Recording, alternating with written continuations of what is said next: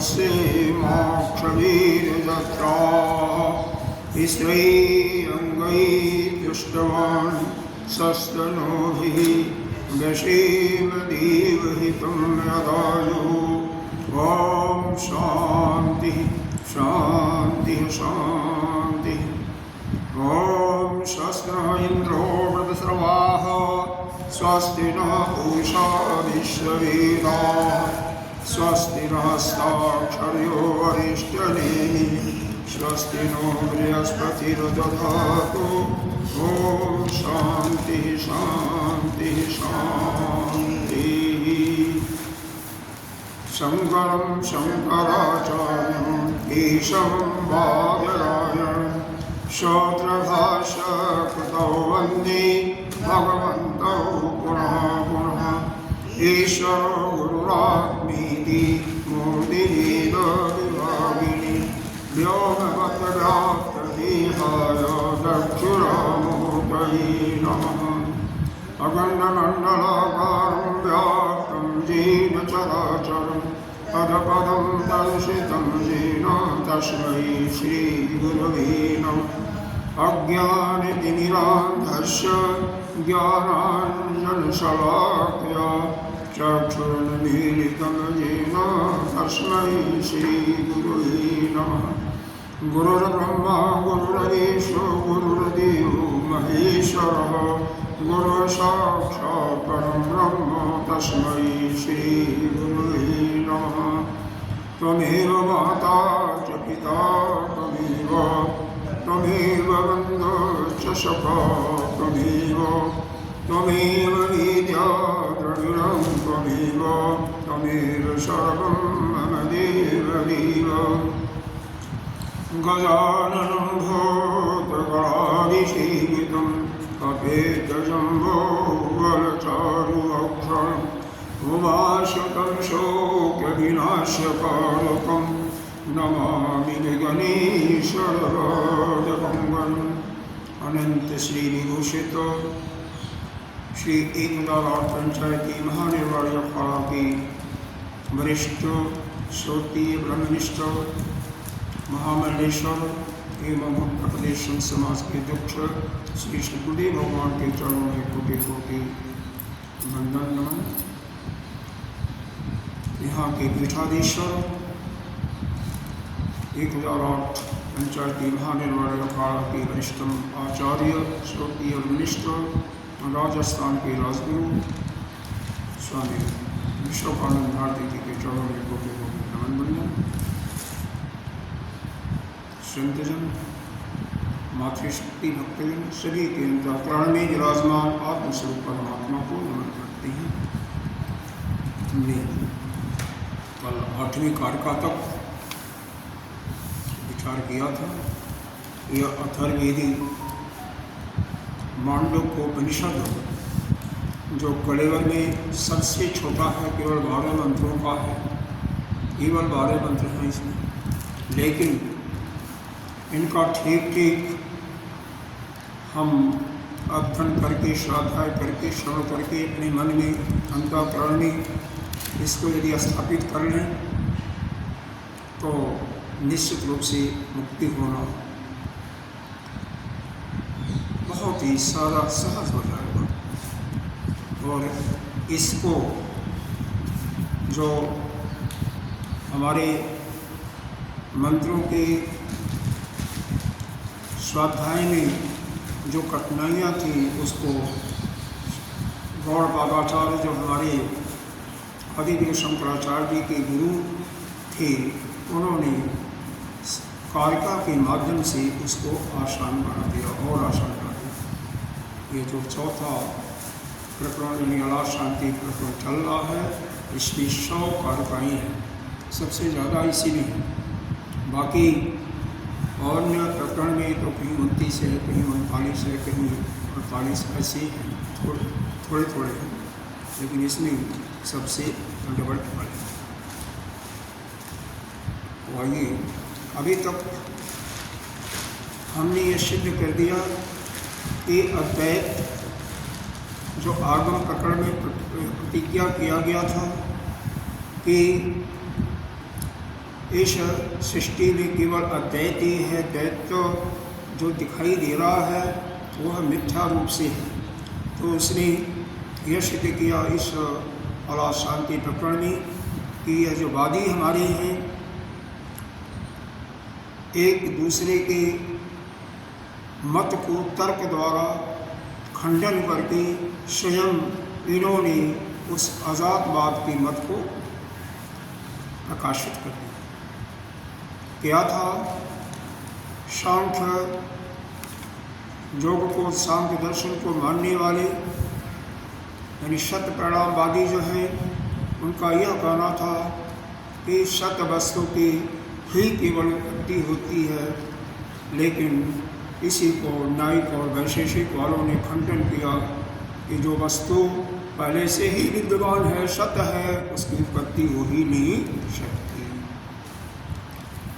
और इनका जो मानना था कि असत वस्तु जो अविद्यमान है उसी की उत्पत्ति होती है, उसको न्यायिक और उसको सांख्य वालों ने खंडन कर दिया कि जो वस्तु है ही नहीं है, अविद्यमान है, उसकी उत्पत्ति नहीं हो सकती।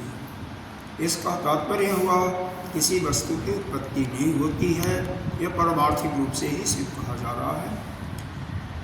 वेदांत इसी चीज़ को पहले से स्वीकार करता है, इसलिए दोनों मतों का इन्होंने वेदांत ने उसका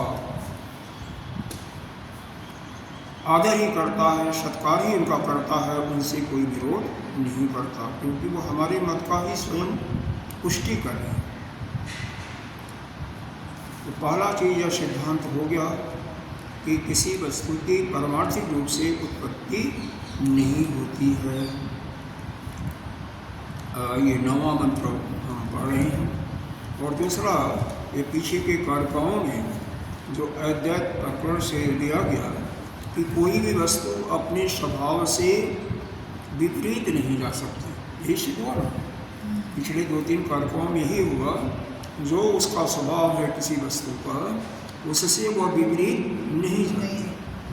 जैसे जल का स्वभाव है ऊपर से नीचे जाना, अग्नि का स्वभाव है उष्णता, और उसी प्रकार से कोई अगर अमृत तत्व वस्तु है उसका स्वभाव क्या है? हमेशा अमृत तत्व के रूप में ही रहना, मतलब उसका मरण नहीं है, मरण धर्मा नहीं है। तो जैसे अन्य प्रकृति की चीज़ अपने स्वभाव को नहीं छोड़ते, इसकी विपरीत दिशा में नहीं जाते, उसी प्रकार से आत्मा जो अमर धर्मा है, यह इसकी मृत्यु नहीं है, न तो जाए। अब अगली कारिका जो है बहुत ही महत्व की है उनके लिए जो साधना में पारंगत होना चाहते हैं, साधना में बहुत आगे बढ़ना चाहते हैं। पहला ही शब्द इसका बहुत ही विशेष है। सांसिद्ध की, स्वभाव की, सहजा अकृता चया। पढ़िए इसको। सांसिद्ध की स्वाभाविकी, सहजा अकृता जया, प्रकृति सेति विज्ञेया, स्वभावं न जहातिया। सांसिद्ध के स्वभाव की,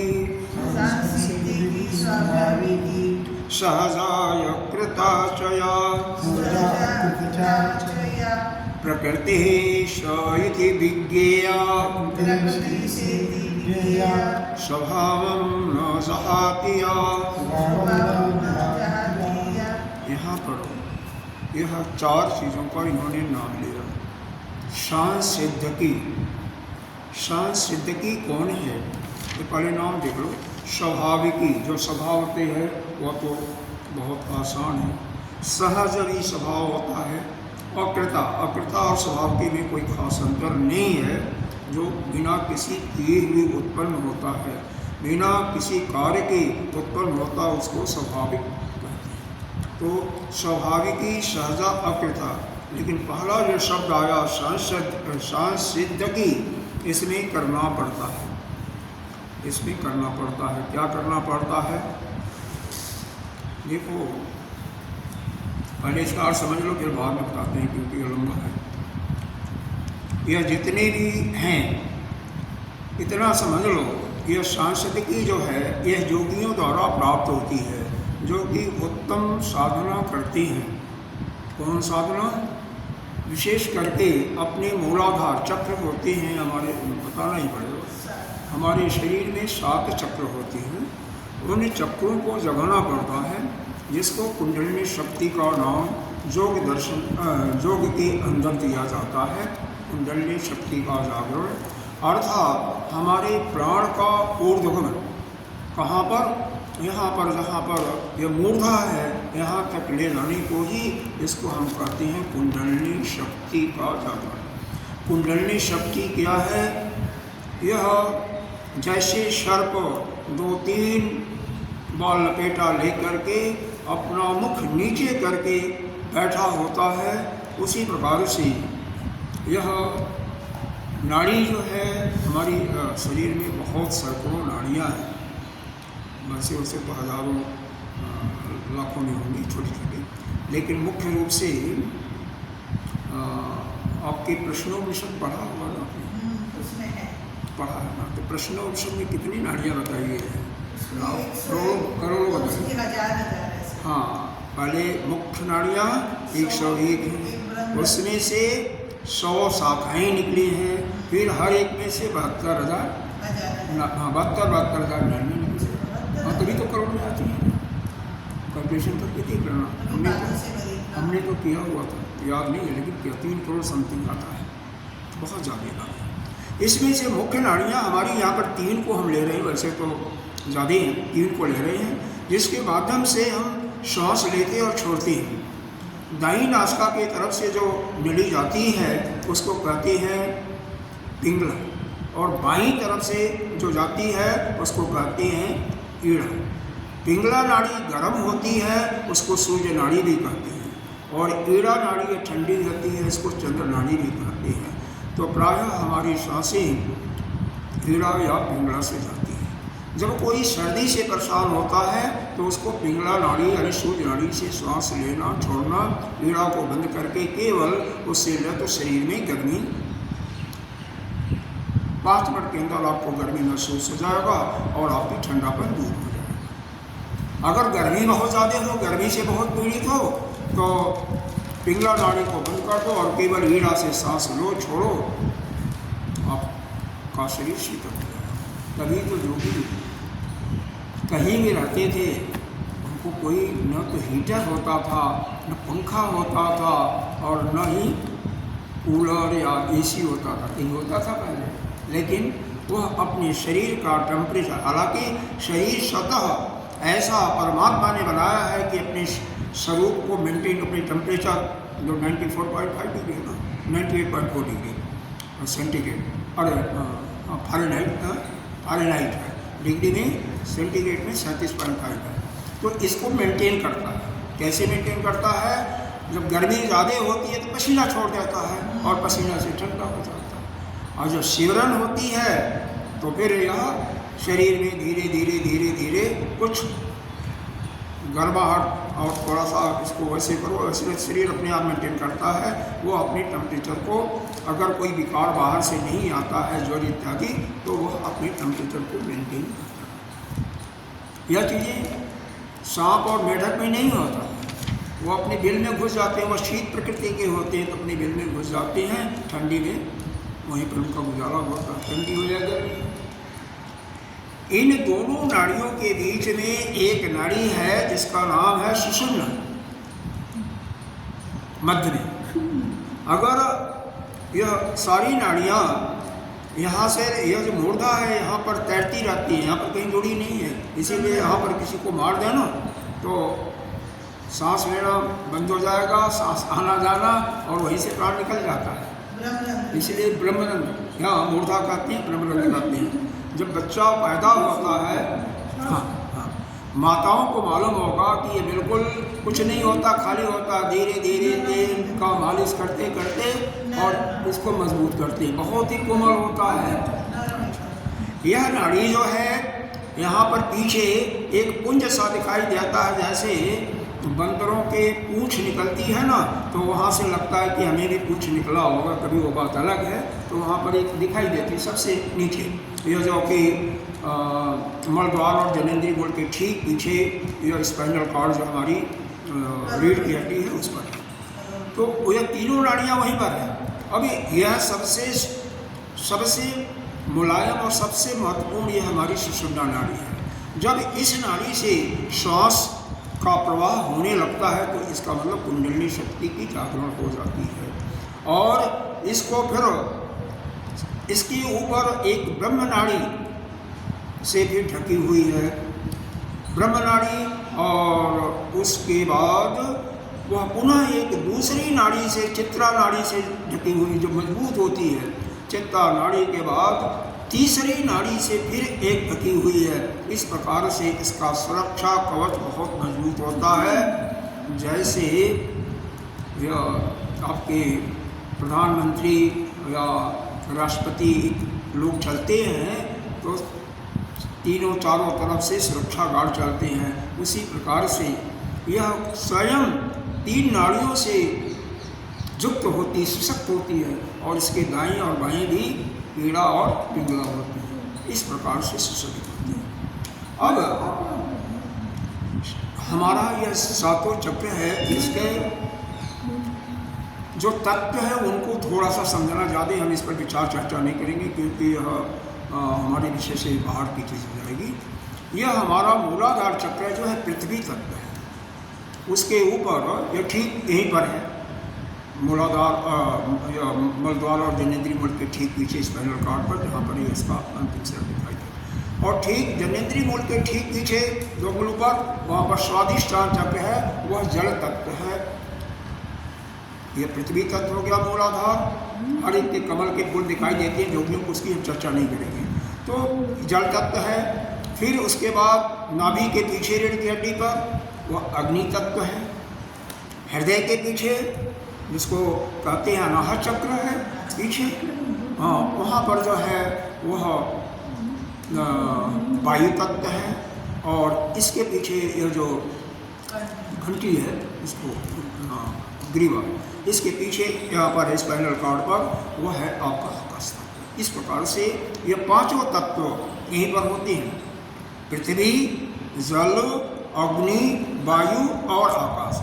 जैसे क्रमशः हमारे सृष्टि का सृजन होता है, ऊपर सबसे पहले आकाश, फिर वायु, फिर अग्नि और फिर जल, फिर पृथ्वी, उसी प्रकार से ऐसे ही क्रमशः है। तो इसको आपको परिश्रम नहीं करना पड़ेगा अगर किसी को जानना है।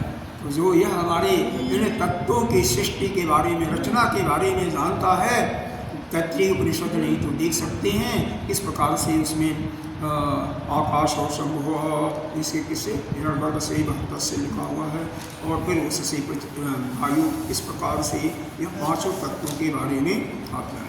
तो जैसे ही प्राण का सृजन यानी उस श्वास का सृजन यह ईड़ा और पिंगला के बजाय सुषुम्ना में चलना शुरू हो जाता है। कैसे होगा? इसके लिए आपको यौगिक क्रिया, प्राणायाम की क्रिया, प्राणायाम की क्रिया करनी। देखो महाराज जी को पता है, ऐसा बता रहे हैं, प्राणायाम की क्रिया करनी पड़ती है।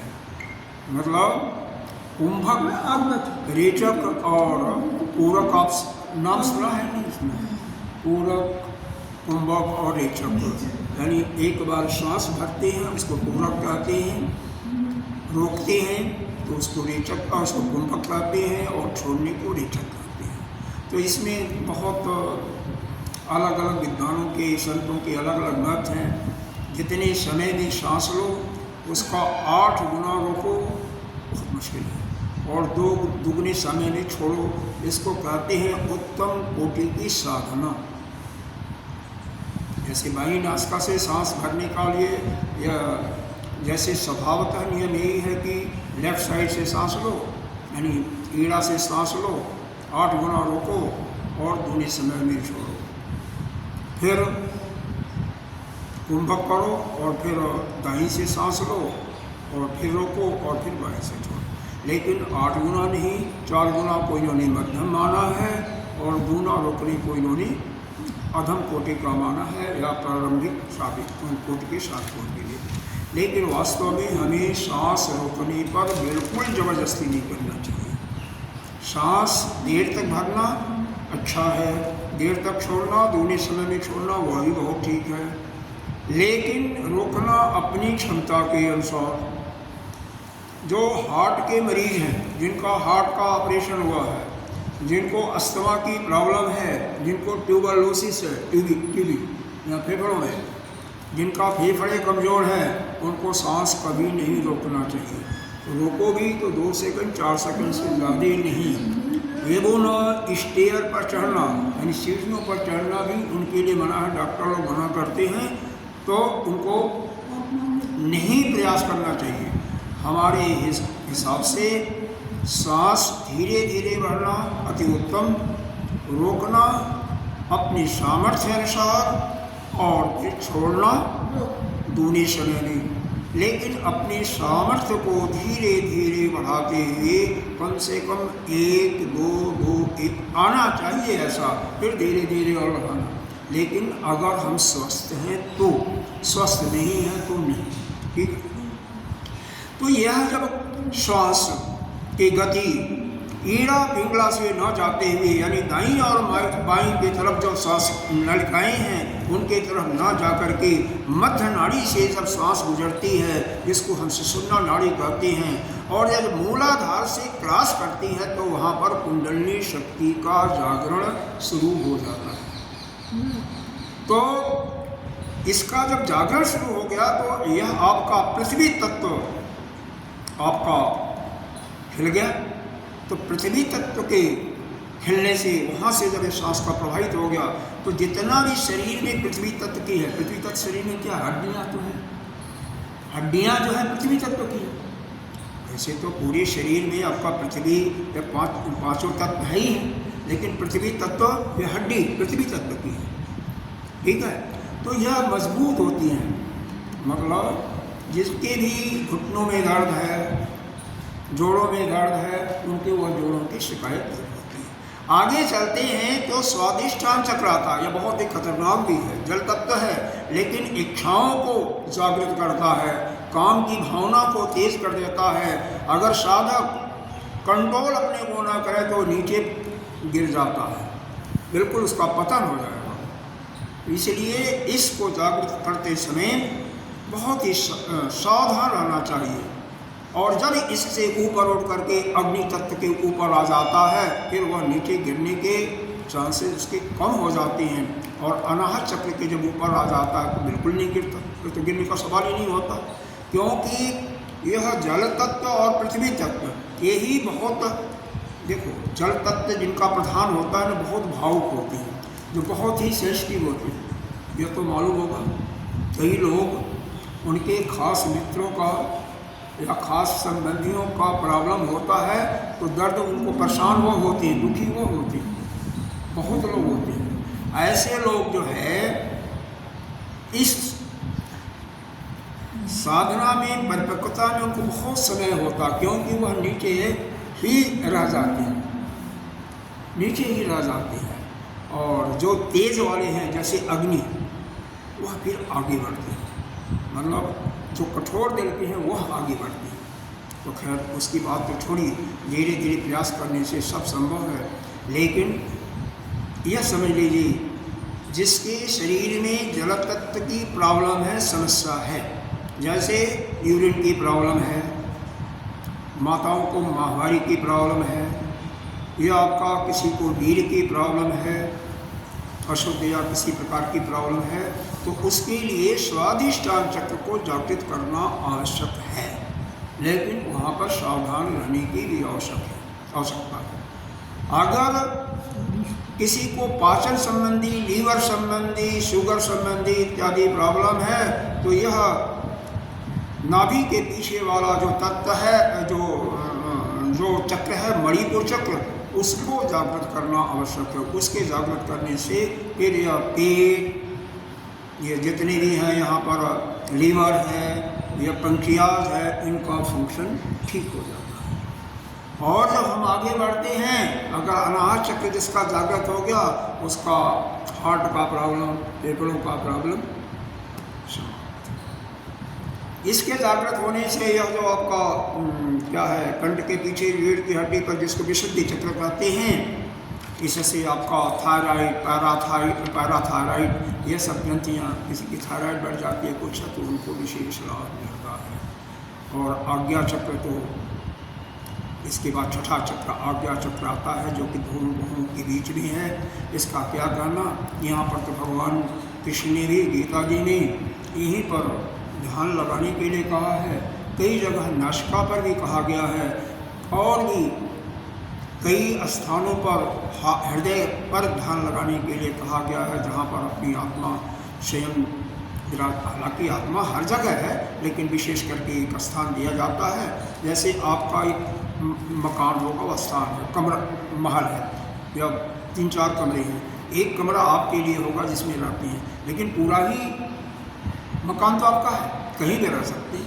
उसी प्रकार से आत्मा तो सर्वत्र है, शरीर में भी है, अंदर भी है, बाहर भी है, ऊपर भी, नीचे, सब जगह है, लेकिन फिर भी एक जगह जो माना है वो अंतःकरण को माना। ये हमने बताया चक्र का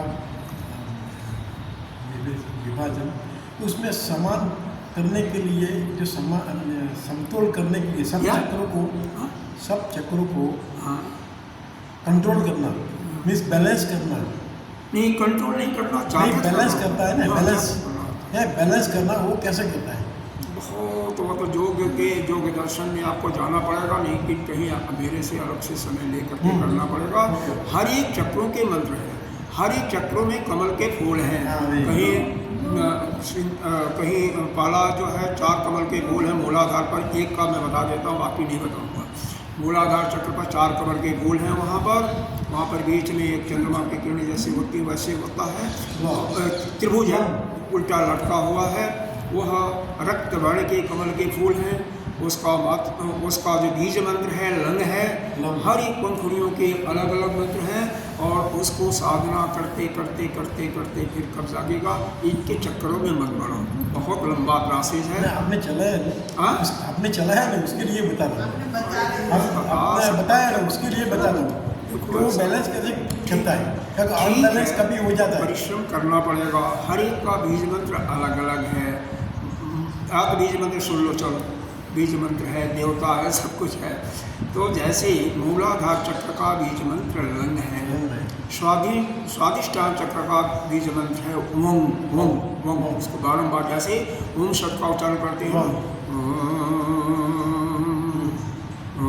आज्ञा चक्र का, उसी प्रकार से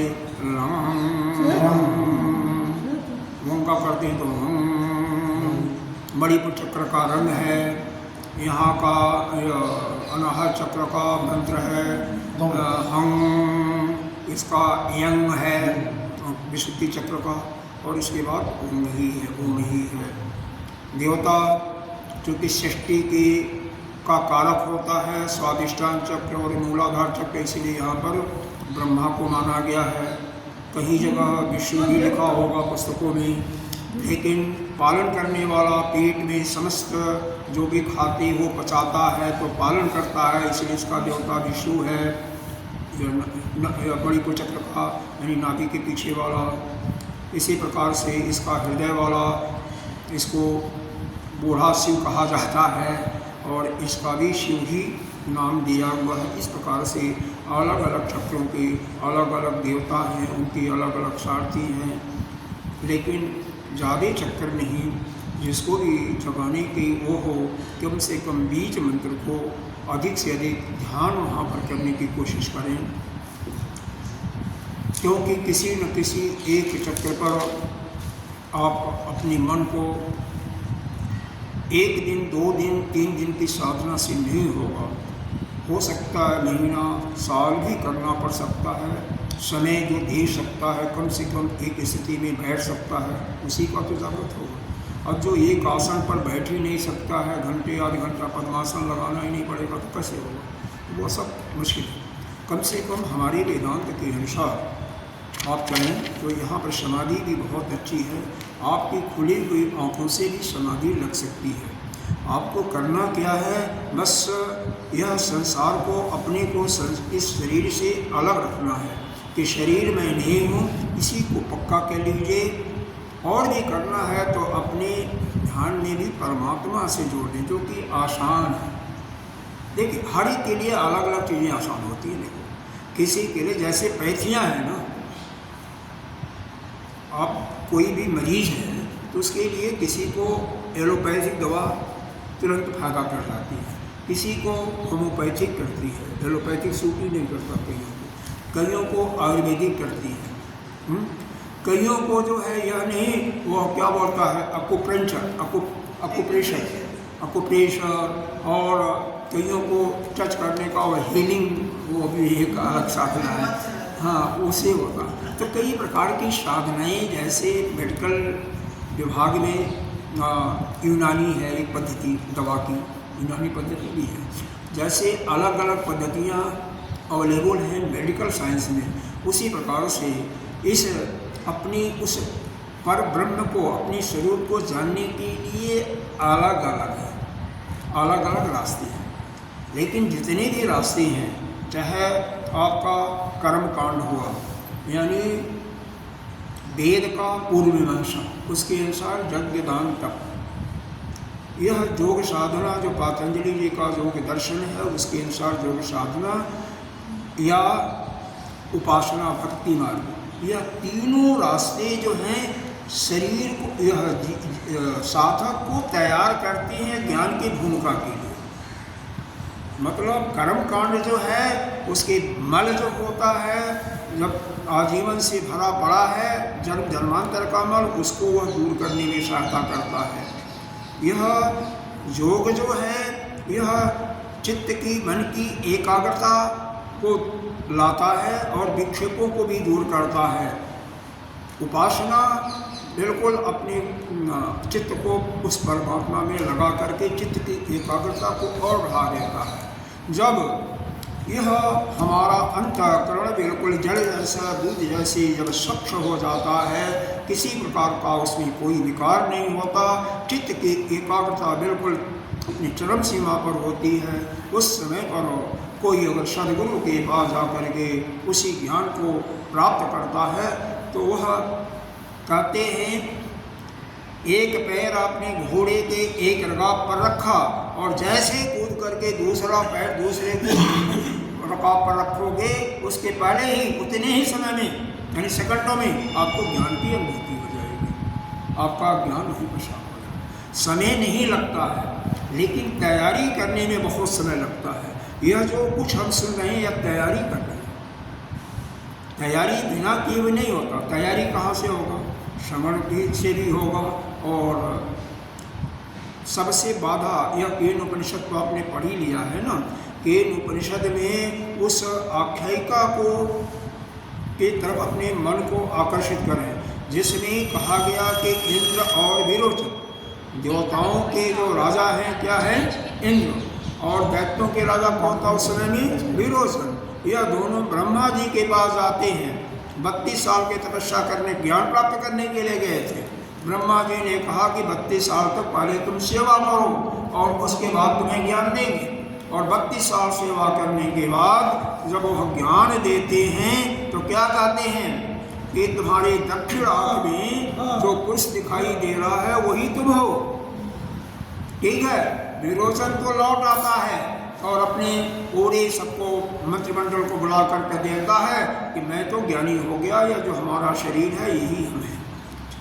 इंद्र भी आते हैं वापस, लेकिन इंद्र को बाद में शोक मोह होता है, तो उनके मन में यह ध्यान आ जाता है कि दादाजी ने तो यह भी कहा था अगर शोक मोह इससे नहीं होता तो दोबारा जाते हैं और करके फिर 32 साल तपस्या, फिर 32 साल, इस प्रकार से 100 साल की तपस्या के बाद वही ज्ञान जो 32 साल के पहली बार दिया था वही ज्ञान जब देते हैं अंतिम में भी, तो उनको अपने अंतःकरण में आविर्भूत हो जाता है। क्यों? 100 साल की तपस्या के बाद उनका अंतःकरण बिल्कुल शुद्ध हो जाता है। तो पहला काम इसीलिए है अंतःकरण को सिद्ध करना। स्वामी अखंडानंद जी का नाम सुना होगा, अखंडानंद जी का नाम। यहाँ पर भी आश्रम में महीनों सत्संग किए हैं, इसी आश्रम में उनके द्वारा पुस्तक भी प्रकाशित है। हाँ हाँ, इसी आश्रम में भी किए हैं, बॉम्बे में भी किए हैं बहुत, बाकी वृंदावन में उनका मूल स्थान है।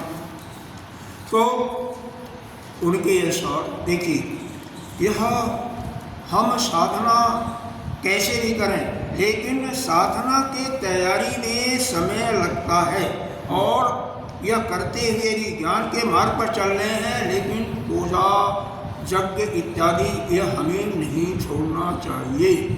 उनका खुद का कहना है। क्यों? या तो आप गीता जी के 3 अध्याय में, श्लोक नंबर नहीं याद है, उसमें यह कहा गया है, जिस समय आपका आत्मा में रमण करा, आत्मा में तृप्त हो जाओ, आत्मा में संतुष्ट हो जाओ, और आत्मा से ही आप पीड़ा करो, तो समझो कि अब आपको किसी कार्य की करने की जरूरत नहीं है, पूजा पाठ इत्यादि, समझे ना। नहीं तो आपको यह धार्मिक जो क्रियाएं बताई गई हैं उसको करते रहिए। क्यों? और जिसको भी जब तक उसका मन में किसी प्रकार की कामना है, तब तक समझिए कि उसको धर्म के अनुसार जो कर्म करने के लिए बताए हैं वो करना ही चाहिए, क्योंकि उसका मल अभी नहीं गया है चित्त से।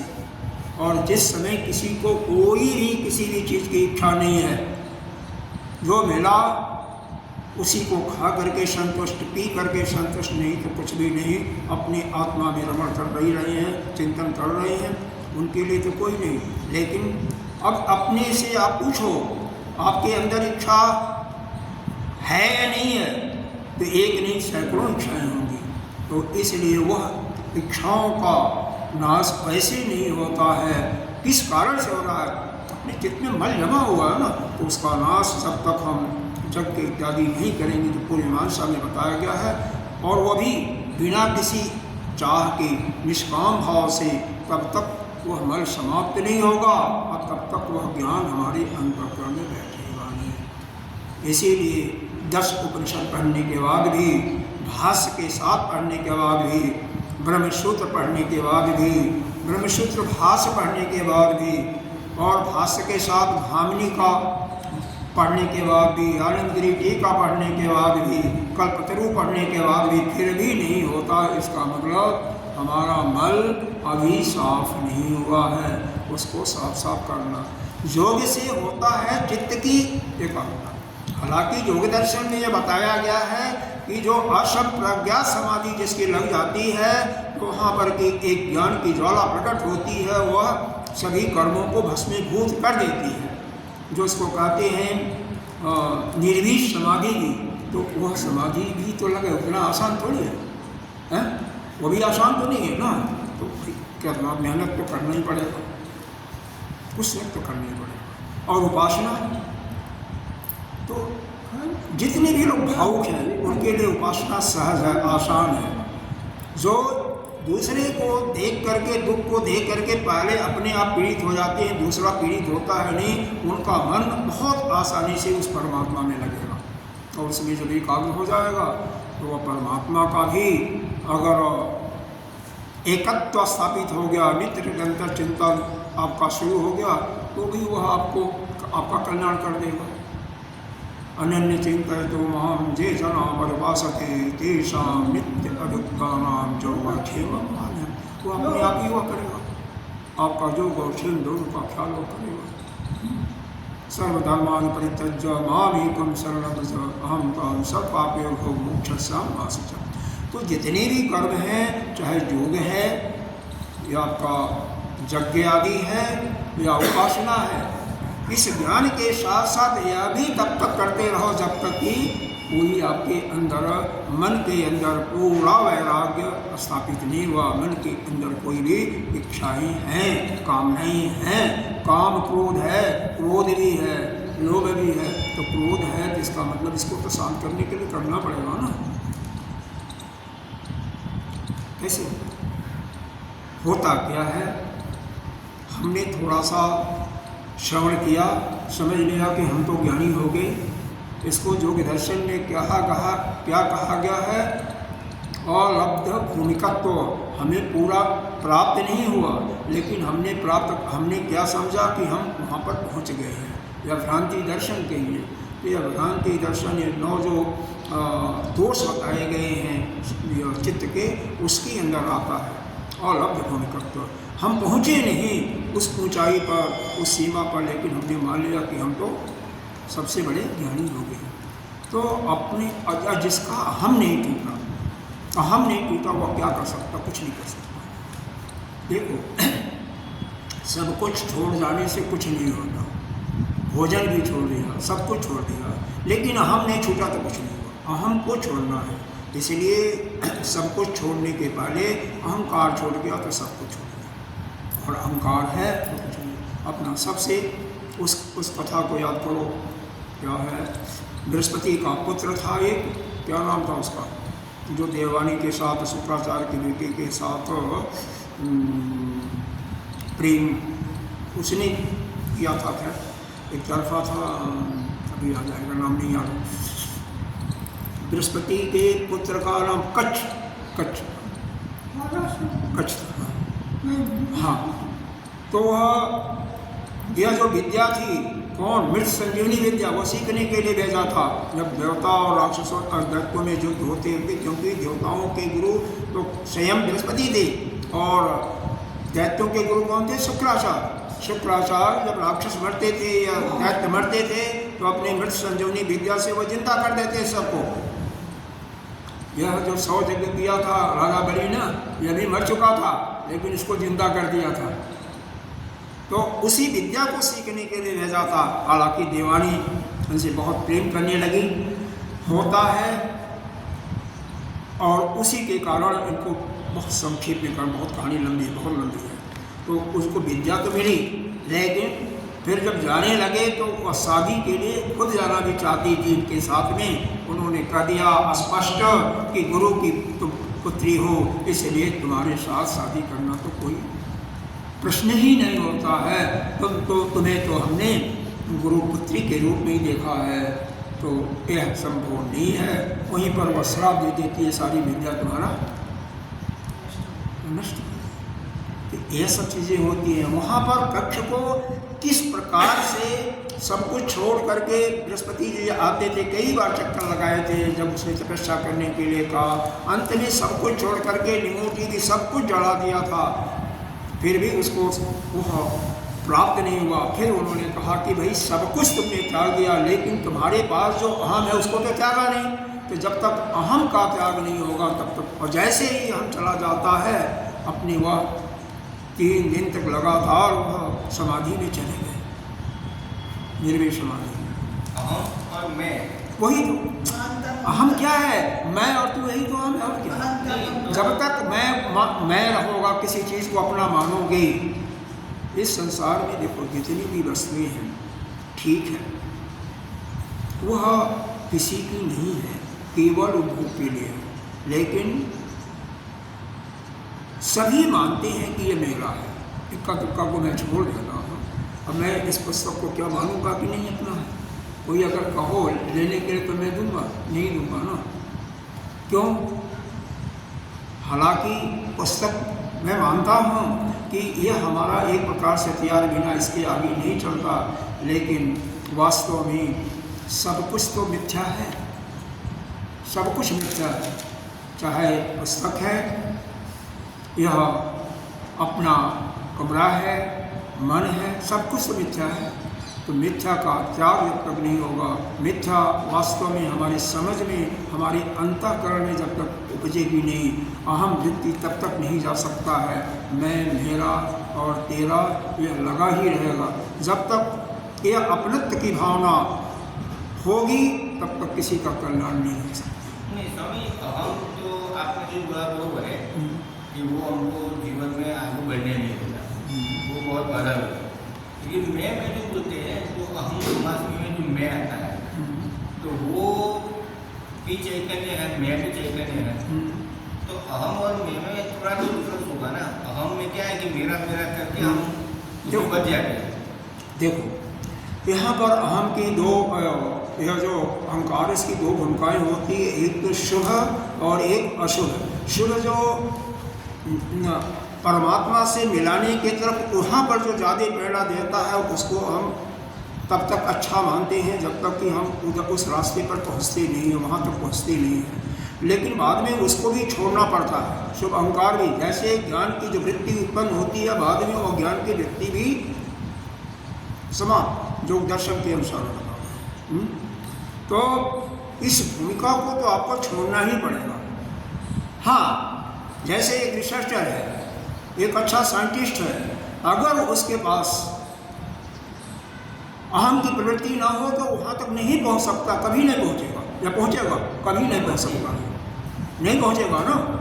तो यह प्रवृत्ति ठीक है। अब जैसे आप जाप करते हो, 2 माला जाप करते हो, यह अंदर अहम की प्रवृत्ति आ गई, कल से हम 3 माला करेंगे, 4 माला करेंगे, क्योंकि यह अध्यात्म की तरफ आपको बढ़ाने वाला है, आपको स्वयं अपने आपा को दिखाने वाला है। यह तो शुभ अहंकार का, यह तो ठीक है। लेकिन जो संसार की तरफ ले जाने वाला है उसको तो कम से कम बिल्कुल त्यागना पड़ेगा। हर प्रकार से वह निंदनीय है, हर प्रकार से वह छोड़ना पड़ेगा। लेकिन यह शुभ अहंकार भी एक समय तो छोड़ना ही पड़ेगा। शरीर है तब तक तो हम छूटेगा नहीं। शरीर तो पहले ही छोड़ना पड़ेगा। शरीर जब तक शरीर के साथ आपका रिश्ता रहेगा, शरीर को अपना मानोगे तब तक कल्याण होने का कोई प्रश्न नहीं। शरीर प्रारंभ के हिसाब से शरीर मिला है। शरीर तो आपका एक जैसे किराए का मकान है वैसे। नहीं, वो बात सही है, किराए का मकान है, लेकिन किराए का मकान की प्रारंभ के हिसाब से ही मिला है ना हमको। कि हमको जब तक प्रारंभ है तब तक ये शरीर में रहना है, और जब तक ये शरीर में रहेंगे तब तक वो अहम वृत्ति तो रहेगी ना, क्योंकि उसको रहेगी तो आपका तब फिर वो नहीं मिलेगा। अहम को छोड़ना ही पड़ेगा, शरीर के साथ तादात्म्य छोड़ना ही पड़ेगा। अगर आगे देखो, शरीर अपना नहीं है, इससे अपने को अलग करना पड़ेगा। आप नित्य शुद्ध बुद्ध मुक्त परमात्मा हैं। दैत्य का भाव सिर्फ इसीलिए, इसी कारण से उपासना हम कर रहे हैं, वहीं पर लाना पड़ेगा कि ठीक है मैं अलग हूँ, परमात्मा अलग है, बिना उसकी उपासना नहीं हो सकती है। लेकिन वास्तव में और अंत में आपको यह भी वहाँ पर विचार करना चाहिए कि मैं और जिसकी मैं आराधना कर रहा हूँ दोनों तत्व की दृष्टि से एक ही है। जिस समय रामचरितमानस में हनुमान जी वहाँ पर गए थे, रामचंद्र जी का पता लगाने के लिए सुग्रीव किष्किंधा कांड से भेजा था, उस प्रसंग को पढ़िए। वहाँ पर तीनों प्रकार से यह तत्व के दृष्टि से बताया गया, हनुमान ने मैं क्या हूँ, और इसके दृष्टि से, शरीर के दृष्टि से भी क्या है, और जीव के दृष्टि से भी, तीनों से भी। शरीर की दृष्टि से ठीक है, आप किसी के पुत्र हो और आपका कोई पुत्र है और आप यहाँ पर शिष्य हो। जीव की दृष्टि से क्या हो, और तत्व की दृष्टि से आप, हम सभी एक है, परमात्मा व ब्रह्म भी एक है। तो तत्व की दृष्टि से हमें हमेशा इस चीज़ का भान होना चाहिए कि हम वही हैं। और शरीर के दृष्टि से ठीक है, लेकिन शरीर के दृष्टि से केवल लोक व्यवहार के अलावा और कहीं इसका उपयोग हमें नहीं करना है। जीव की दृष्टि से क्या है कि वह परमात्मा है, हम उसके भक्त हैं, इतना ही। या यहाँ पर आचार्य हैं, हम यहाँ पर शिष्य के रूप में। जीव की दृष्टि से सिर्फ इतना है, बाकी तत्व की दृष्टि से तो यह बहुत ही गंभीर है। और इतना चूँकि 50 साल से इसी जन्म में नहीं, पिछले कई जन्मों से आदत पड़ गई है हमारी, इसी को बारंबार हटाया जा रहा है कि हम अलग हैं, यह अलग है, हम यह हैं, हम इनके पिता हैं, हमारे यह है। तो वह जल्दी नहीं छोड़ता, और बिना छोटे हुए चलेगा नहीं। हम लोग वो चिंतन कर रहे हैं तो मैं सच्चिद आनंद स्वरूप हूँ, तो उसमें भी सच्चिद आनंद वो तो हूँ, क्योंकि मैं भी उसके साथ आ जाता है। वो तो अस्थि की बात पा रहे हो कि मैं हूँ, इसी बात से इतना ही आएगा ना। अरे वो हाँ, मैं जो रहेगा हाँ मैं सच्चिदानंद, तो उस बात की तो बात अलग है, लेकिन वहाँ पर वो अहम तो नहीं है ना। मैं रहेगा। हाँ मैं देखो, मैं का मतलब यह अमुक वस्तु, मैं का मतलब यह, मैं इस शरीर के अंदर जो है उसकी बात हो रही है। यानी मैं क्या हूँ, मैं हूँ, बस इतना ही। जब तक हम साथ चले बस यही तक है। मैं उस अहम के अंतर्गत नहीं आता। अहम के अंदर लोगे तो तो अहम अलग चीज है। अहम का मतलब यही समझिए कि कोई चीज मैंने अपना मान लिया है और उसके कारण मेरे के अंदर अहम प्रकृति है, और यह सत्य है कि सभी अपना मान के रखे। लेकिन उसमें ऐसा भी होता है कि जब सच्चिदानंद स्वरूप मैं हूँ ऐसा बोध हो जाने के बाद आप जो बोल रहे हैं वही मैं वहाँ पे रहता है, रहेगा भी नहीं। खाली सच्चिदानंद बस एक बोध को भी नहीं बोल सकते, अनुभूति भी नहीं बोल, एक स्वरूप में स्थित हो जाते हैं। इस चीज को हमेशा समझो। कोई वस्तु जैसे आप हो, यह मेज है, तो सिर्फ इतना ही कहना कि यह मेज है, मैं हूँ, तुम हो, जब तक जिंदा हो कह सकते हो ना, यहाँ तक तो ठीक है। लेकिन इसके अंदर जो गुण है अस्थि भांति और प्रियता, यह तो परमात्मा के लिए। अच्छा, जितनी भी यहाँ पर किसी भी प्रकार की वस्तु है, किसी भी प्रकार की है, वह सब चूंकि सबके अंदर वह परमात्मा ही विराजमान है, तो वहाँ पर अहम की बातें नहीं लानी, अपनी है, मेरी है, वो नहीं है। शरीर भी इसीलिए पंच तत्वों का बना हुआ, यह भी इसीलिए मेरा नहीं है, मेरा नहीं, मैं तो शरीर से अलग हूँ। तभी तो आप देखो, जब तक आप अपने को अलग नहीं करोगे तो सच्चिदानंद स्वरूप कैसे बनोगे, कैसे अपने को अनुभव करोगे? जब तुम शरीर, जो भी शरीर को मानेगा वह सच्चिदानंद स्वरूप को कैसे अनुभव कर सकता है? कभी कर सकता है क्या? तो पहला ही काम है, साधना की प्रथम सीढ़ी है कि अपने को शरीर से अलग मानना, शरीर के जितने संबंधों हैं उससे अलग करना। तम विद्या विदुर संयोगा योगम योग संगीत्यम, गीता जी का 6 अध्याय का 23वां। हमेशा यह करने के बाद फिर अपना जो जीवत्व है उसको समाप्त करना है। जीवत्व मतलब यह कर्तृत्व ग्रंथि, भोक्तृत्व ग्रंथि और ज्ञातृत्व ग्रंथि, यह जो ग्रंथि पड़ जाती है, शरीर जो भोगता है, अंतःकरण भोगता है। शरीर क्या करता है? किसी कार्य का संपादन करता है, शरीर से ही कार्य होता है ना, तो उसको मैं अपना मान लिया, अपना नहीं मानना है। भोग का यह तो मानने को व्यवहार में सभी लोग करते हैं। हमने बेटे को पढ़ाया या बेटी को अगर मैं नहीं होता, नहीं पढ़ाता तो ये कैसे आगे बढ़ता? करते हो ना, हम भी करते, सभी करते हैं। लेकिन वास्तव में ग्रंथि तो यहीं से बढ़ गई ना कि हमने करने वाला हुआ, तो इसको जिसका छूट गया वही, उसकी ग्रंथि छूट गई, उसका जीवत्व भाव समाप्त हो गया। और जीवत्व भाव समाप्त हो गया तो नहीं तो परमात्मा हो गया। आपके अंदर वास्तव में वह एक आत्मा ही है, जीव नाम की कोई चीज नहीं है। वह केवल समझाने के लिए कहा जाता है, सब कुछ समझाने के लिए ही। भक्ति भी बिना द्वैत के भक्ति भी नहीं हो सकती, बिना द्वैत के तो यह अध्ययन भी नहीं हो सकता। हो सकता क्या? यह अध्ययन कैसे हो सकता है? आप अलग हम अलग नहीं तो नहीं हो सकता है। लेकिन वास्तव में जो कुछ हम पढ़ा रहे हैं सब कुछ मिथ्या है, कुछ है ही नहीं, क्योंकि उस ब्रह्म तत्व के अतिरिक्त तो कुछ नहीं है ना। चलिए आगे चलते हैं, बहुत समय। चलिए हम इसको समाप्त करते हैं। कम से कम 9वें मंत्र को, 9वां मंत्र चल रहा था, 10वां मंत्र चल रहा है, 9वां चल रहा है। तो यह सांस्कृतिक कार समझ गए होंगे।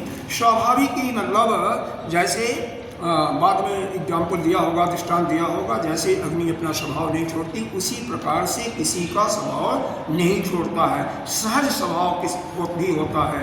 तो अकृता का भी मतलब वही प्रकृति की ही स्वभाव है, स्वाभाविक ही स्वभाव है। अकृत जो बिना किसी कर्म के किए हुए होता है। कृत माने करना और माने नहीं किया, तो बिना कर्म किए हुए जो किसी का है स्वभाव, तो यह सांस्कृति जो साधना से उत्पन्न सिद्धियां इत्यादि होती हैं।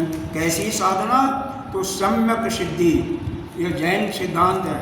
वहाँ पर क्या है? सम्यक ज्ञान, सम्यक भोजन भी दिखा जाता है, सम्यक आचरण, हर एक ने सम्यक जैन आचरण किया है, वो हमारे लिए वो भी अच्छा है। स्वामी अभी आपने बताया हाँ कि जो स्व मैं हूँ, हाँ मैं वो अपना शरीर का स्वभाव है। शरीर नहीं, मैं हम शरीर के लिए नहीं कर रहे, मैं वहाँ पर जीव के लिए कहा जा रहा है। हाँ बराबर जीव बताया, मगर मैं है तो मैं वो शरीर का स्वभाव है वो फिर बदल शरीर को सकता अलग नहीं मानो, है। शरीर मत मानो ना। शरीर अगर कहना हो कि आप शरीर हो तो मेरा शरीर या जो शरीर जिसमें हमें ऐसा कहो ना, क्योंकि धीरे धीरे आदत छोड़ने से आपका वो आएगा, नहीं तो वह वहाँ से शरीर से आपका चिपकापन जो है नहीं छूटेगा। देखो शरीर में हम रह रहे हैं, तो हाँ। इस शरीर में जो हम रह रहे हैं वह शरीर, अगर हम अपना शरीर कहोगे तो उससे शरीर से छूटने में बहुत समय लग वो सही। जाएगा। इसलिए हाँ। क्योंकि चूंकि हमारा शरीर नहीं है तो इस समय हर एक क्षण हम इस पर ख्याल रखेंगे तब छूटेगा, क्योंकि बचपन से और कई जन्मों से है, इसीलिए नहीं छूटता ना। अरे हमने खुद अपने पोते को देखा है, अपने बच्चे को पढ़ाता था, this is my hand, this is my neck, this, मतलब ऐसे स्कूलों में भी रटाते होंगे। तो इसलिए जब बचपन से जो पढ़ा हुआ कैसे छूटेगा, प्रॉब्लम यही है। समस्या की जड़ ही होती है कि रटा रटा करके, अब हमें जो टेबल हमने पढ़ा है बचपन में, चाहे 20 तक का 25 तक का जितना पढ़ा है, अब वो कोई छूट नहीं सकता, भूल नहीं सकता। बचपन में जो किसी ने मंत्रों को याद कर लिया, वेद के मंत्रों को, वह जल्दी भूलता नहीं उनको, क्योंकि कुमार अवस्था में उनको रटा दिया गया। तो अब चूँकि हम लोग तो भाई पढ़े नहीं, सीधी बात है, हम तो नहीं पढ़े, हम तो बाद में पढ़े, बाद में इस लाइन में आए। तो जो बचपन का अगर किसी का पढ़ा हुआ है वो तो मंत्रों को ऐसे बोलेगा जैसे हवा में हो रहा है, तो हम लोगों को तो बात नहीं है। खैर कोई बात नहीं, यहाँ पर मंत्र का अर्थ लिए सांस्कृतिक स्वभाव की सहजा अकृता, तो किसी प्रकार की जो सिद्धियाँ प्राप्त होती हैं, चाहे वह प्रयत्न के द्वारा, योग के द्वारा, वह हो गया सम्यक सिद्धियों से, जो सम्यक जत्नों से, सम्यक प्रकार के कर्मों से, क्षमता की दृष्टि से जो प्राप्त होता है, सांस्कृतिक है, स्वाभाविक जो प्रकृति के अनुसार है, सहज जो जैसे आप सहजता रूप से चल रहे हो, सहज रूप से बोल रहे हो, नो जरा उसमें जो आपका स्वभाव उसके अनुसार बोल रहे वही सहज है। और कृता का भी मतलब वही होता है जो प्रकृति का वास्तविक स्वरूप होता है, स्वाभाविक स्वरूप होता है। च या प्रकृति से विज्ञेया स्वभाव न झाकी, यह कहने का तात्पर्य है कि कभी भी यह अपने स्वभाव का परित्याग नहीं करता। कोई भी प्रकृति के अंदर है वह अपने स्वभाव का परित्याग नहीं करता, ऐसा ही स इति विज्ञा, ऐसा ही जानना चाहिए हमें। क्यों नहीं करता? अग्नि को देख लो, कभी अपना स्वभाव नहीं छोड़ती। यह क्यों कहा गया है कि जो वादियों का यह था कि वह अमृत तत्व वह जन्म लेगा, अरे जन्म तो लेता नहीं है, अजन्मा मान लिया, लेकिन वह मृत्यु को प्राप्त होगा, तो वह नहीं हो सकता। क्यों? जो जन्म जिसका नहीं होगा उसका मृत्यु नहीं होगा, और जो अमृत तत्व है वह मृत्यु को प्राप्त नहीं हो सकता। यानी जो अमरणशील है वह मृत्यु को कैसे प्राप्त हो सकता है? इसी के लिए यहाँ पर यह सब सारी यह कारिका इसीलिए आई है कि कोई भी अपने स्वभाव से विपरीत नहीं जाता, अपने स्वभाव को नहीं छोड़ सकता। किसी का स्वभाव यदि तर्क करना है तो तर्क ही करता रहेगा। किसी का स्वभाव अगर झूठ बोलना है तो इतनी आसानी से वो कहो कि छूट जाएगा कि नहीं छूटेगा, वो करता ही रहेगा। तो यहाँ पर यही बताया गया कि कोई भी प्रकृति के अनुसार जो उसका स्वभाव है वह बदलता नहीं, वह छूटता नहीं। पानी का ले लें, धन का ले लें, यहाँ पर अग्नि का उदाहरण दिया हुआ है। ठीक है, स्वभाव सुधारने के लिए क्या करना चाहिए? स्वभाव सुधारने के लिए क्या करना चाहिए? स्वभाव को सुधारने के लिए, हाँ? निकालने के लिए, वो नहीं छूटे। सुधारने के लिए नहीं, देखो सुधारना, दो चीज़ें हैं। एक तो यहाँ पर उस स्वभाव की बात हुई है जो प्रकृति से आई हुई है, प्रकृति से आई हुई है, प्रकृति से वह नहीं छूटती है। बाकी अपने अंदर जो स्वभाव है, जैसे क्रोध है, लोभ है, मोह है, इसको छोड़ने के लिए साधना ज़्यादा से ज़्यादा करना पड़ेगा। साधना करने से छूटेगा। ठीक है ना? अभी तो बताया गया, चर्चा किया हुआ है, शायद आप लेट आते हुए थी, इसी पर इन्होंने एक दिन प्रश्न किया था जो आप पूछ रहे हो, उसका काफ़ी हमने दिया था। तो उस दिन पूछा था ना, 2 दिन के पहले, तो ऐसा है कि थोड़ा सा कोशिश करें कि समय से, तो वही हम बताया गया है, डिटेल इस पर बात हुई है। और बेशक ये वीडियो पर भी जाता है, उसको आप देख लिया करें। अगर मोबाइल होगा तो केवल स्वामी राघवानंद डालेंगे सब आ जाएगा। केवल यहाँ से भेजा जा रहा है, नहीं भेजा जा रहा, स्वामी राघवानंद डालने से आ जाएगा। मेरा फोटो आएगा, क्लिक करेंगे तो सारे वीडियो आ जाएंगे। ठीक है, क्योंकि एक नाम के कई लोग होते हैं, कई महात्मा हैं, तो उसमें कई कई फोटो आएंगे, फोटो तो पहचान लेंगे ना, बस ठीक है। अब आइए भाष्य देखिए, यही चीज़ों को बताया गया, कुछ नहीं, बहुत आसान भाष्य है। सम्यक सिद्धि संसिद्धि तत्र भवा संशीलती यथा योगीनां सिद्धानां अणिमा आदि ऐश्वर्य प्राप्ति प्रकृति। कह रहे हैं यह जो सम्यक सिद्धि के द्वारा, सम्यक सिद्धि का मतलब उचित प्रकार के सिद्धि के द्वारा, इसमें यह सब कुंडली शक्ति इत्यादि लगा सकते हैं। इसके द्वारा जो संसिद्धि है, यानी जो उससे मिलने वाली शक्ति उत्पन्न होती है, जैसे योगी लोग सिद्धियों के द्वारा अणिमा महिमा गरिमा लघिमा इत्यादि अणिमा इत्यादि प्राप्त कर लेते हैं, ऐश्वर्य प्राप्त कर लेते हैं, सब वह प्रकृति की ही सिद्धियाँ हैं।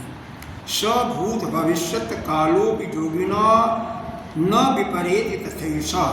वह योगियों की उस प्रकृति का, जो वह योगी लोग उस स्वभाव को प्राप्त कर लेते हैं, भूत और भविष्य काल में उसका विपर्य नहीं होता, उसका उल्टा नहीं होता। एक बार जो सिद्धि प्राप्त हो गई वह जाती नहीं, वापस नहीं जाती, वैसे ही की वैसे ही पड़ी रहती है। स्वामी जी, ये सिद्धि जो बोलती है, सिद्धि बोलता है वो मन बुद्धि अहंकार और चित्त, उसकी प्रतीति है या कुछ और? देखिए, मन की प्रकृति तो कुछ नहीं है, केवल संकल्प विकल्पो मन। मन का यह है जो चित्त में जो गंदगी रहेगी उसी के अनुसार यह संकल्प विकल्प करता रहेगा, या जो आपकी दिनचर्या लगातार चल रही है वही मन में आता जाता रहेगा और वही आप उसी के अनुसार आपका संकल्प विकल्प आएगा। चित्त जो है, जो भी कर्म करते हो उसका ये प्रकार से जैसे कमरा है, फोटोग्राफ उस पर आ जाता है। बुद्धि सोचती है, निश्चयात्मक बुद्धि वह निश्चय करती है। यह जो आप जिस चीज़ की बात कर रहे हो ना, जिस चीज़ की बात हो रही सिद्धियाँ, यह साधना करने से उत्पन्न होती हैं। अभी तो बताया था, अभी तो बताया। वो साधना भी मन बुद्धि और अहंकार का ही प्रतीक है ना। हाँ, मन को तो कंट्रोल करना ही पड़ता है, इंद्रिय तो कंट्रोल करना ही पड़ेगा, वो तो बात सही है। लेकिन साधना का मतलब यह है कि कई प्रकार की साधनाएं होती हैं। तपस्या भी इसके अंदर आ जाता है, उसके अंदर यह जो यज्ञ भी आ जाता है। यह तो योगियों का एक एग्जाम्पल दिया गया है सिद्धि का। तो कई प्रकार की साधनाएं होती हैं। अपने को तपाना, अरे कईयों को देखा होगा गर्मी के दिनों में, जेठ के महीने में, जून के महीने में अग्नि चारों तरफ लगा देते हैं, ऊपर अग्नि लेकर के भी तपस्या करते हैं। जाड़े में कईयों को देखा होगा, यह हमने तो केवल पुस्तकों पढ़ा है, खुद तो नहीं किए हैं, न अपनी बस का है। वह नदी में, ठंडी में, इतने पानी में और अपना जाप कर रहे हैं। तो यह साधना तो किसी प्रकार से सिद्धियाँ जगती हैं। सिद्धियाँ आपको प्राप्त होती हैं तपस्या से, साधना से। साधना तपस्या एक ही चीज़ है, और वो चाहे यौगिक साधना में श्वासों की साधना ही होती है, कुंडली का ऊपर ही साधना होती है। तपस्या में कई प्रकार की होती है, लेकिन सबसे बड़ी तपस्या हमारे गुरुदेव कहते हैं कि आपको सुख हो दुख हो कैसा भी समय हो, एक समान हो, वही सबसे बड़ी तपस्या है। सबसे बड़ी तपस्या वही है।